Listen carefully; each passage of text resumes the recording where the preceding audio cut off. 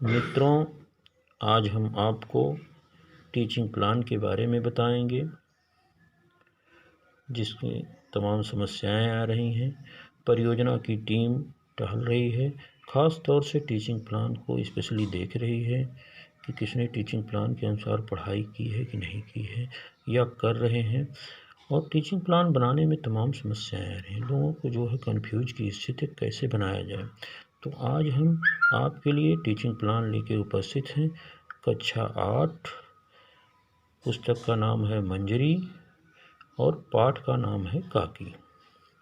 मित्रों देखिए फॉर्मेट, पहले date, class, subject, time. Class में कक्षा 8, सब्जेक्ट में हिंदी, मंजरी, टाइम 45 मिनट का। सबसे पहली हेडिंग है लर्निंग आउटकम, जिसमें ये पहले से पता होता है कि बच्चे कुछ न कुछ उसके विषय में जानते हैं। जैसे पाठ का नाम है काकी, तो काकी माता पिता, काका काकी, चाचा चाची के विषय में निश्चित है बच्चे जानते हैं। प्रकरण है काकी। फिर आगे है सीखने सिखाने की सामग्री, जिसमें चाक, डस्टर, पारिवारिक किसी परिवार का चित्र हो, पाठ्य पुस्तक है ही। अगली हेडिंग है सीखने सिखाने की प्रक्रियाएं या गतिविधि, जिसमें पहला है शिक्षण के आरंभ में। देखिए सीखने सिखाने की प्रक्रियाएं में पहली चरण, समय, आकलन के तरीके। आपको सबसे पहले शिक्षण के प्रारंभ में शिक्षक बच्चों से कुछ प्रश्न करेंगे। जैसे बच्चों बताओ एकल परिवार किसे कहते हैं या तुम्हारे परिवार में कितने सदस्य हैं। फिर शिक्षक पूछेगा बच्चों बताओ किसके किसके घर में दादा दादी हैं। बच्चे कुछ न कुछ अवश्य उत्तर देंगे। शिक्षक पुनः पूछेगा बच्चों दादा दादी के अतिरिक्त घर में कौन कौन लोग रहते हैं और इन्हें क्या कहते हैं। बच्चे बताएंगे काका काकी, दादा दादी, माता पिता, भाई बहन। जैसे ही बच्चे काकी बताएंगे या काका काकी, शिक्षक तुरंत कहेगा बच्चों आज हम काकी पाठ को पढ़ेंगे। शिक्षण के दौरान शिक्षक कहानी को हाव भाव से पढ़ेंगे। अब उसमें पूरी कहानी को हाव भाव से शिक्षक पढ़ेंगे और बच्चे सुनेंगे। इसके बाद बच्चों से पढ़वाया जाएगा। इसके बाद शिक्षक एक्सप्लेन करेगा, व्याख्या करेगा।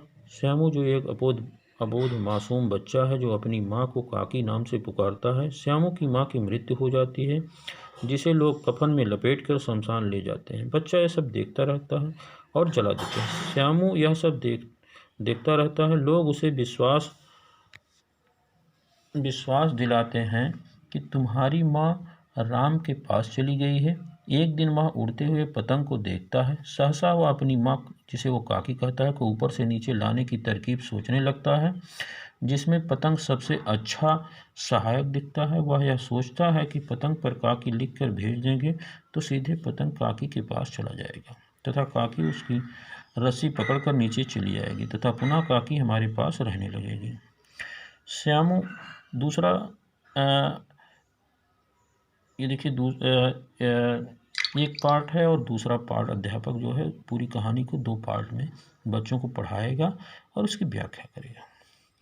भोला जब यह सुझाव देता है कि पतंग की डोर पतली है जिसके सहारे काकी नीचे नहीं आ सकती है, तो श्यामू गंभीर हो जाता है। वह पतंग के साथ रस्सी की व्यवस्था करने की तरकीब सोचने लगा। इसके लिए श्यामू अपने पिता विश्वेश्वर की जेब से पहले 54 फिर 1 रुपया निकाल कर रस्सी खरीद कर लाया और श्यामू और भोला दोनों अंधेरे घर में बैठकर पतंग में रस्सी बांधना शुरू किए ही थे कि विश्वेश्वर गुस्से में आकर श्यामू को एक तमाचा मारकर पतंग फाड़ डाले। विश्वेश्वर ने न केवल पतंग फाड़ दी बल्कि श्यामू के अरमान को चकनाचूर कर दिया, जिसमें अबोध बालक द्वारा अपनी माँ को पुनः राम के पास से वापस लाने की योजना थी। विश्वेश्वर जब वास्तविक स्थिति जाने तो उनके हाथ में पछतावा के सिवा कुछ नहीं था और काकी के जाने से ज़्यादा दर्द उस पतंग को फाड़ कर हुआ। अब पूरी कहानी की व्याख्या अध्यापक द्वारा बताया जाएगा। इसके बाद शिक्षक बच्चों से कहानी में आए कठिन शब्दों के अर्थ लिखने के लिए कहेंगे। देखिए कठिन शब्द और अर्थ, इस तरीके कॉलम बनाना है आपको, जिसमें देखिए दिया है कोहराम, जिसका अर्थ होता है रोना पीटना, करुण, दीन, उपद्रव, उत्पात, भूमसेन, जमीन पर सोना, प्रफुल्ल, खिला हुआ, मुखबिर, भेदिया। शिक्षक बच्चों से कहानी को पढ़ने के लिए कहेंगे। शिक्षण के बाद में शिक्षक बच्चों को कई समूहों में बांटकर कहानी को हाव भाव से पढ़ने के लिए कहेंगे और मैं और मेरी माँ इस विषय पर संक्षेप में अपने अनुभव या विचार सुनाने को कहेंगे।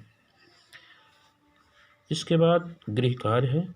कहानी में दिए गए प्रश्नों को बच्चे उसका उत्तर लिख के लाएंगे। बच्चों कहानी में आए हुए पात्रों का नाम लिखकर लाने के लिए कहा जाएगा कि बच्चों कहानी में जितने पात्र हैं उनका नाम लिख के लाएगा। शिक्षक की आगामी योजना के अंतर्गत उसके विचार होते हैं।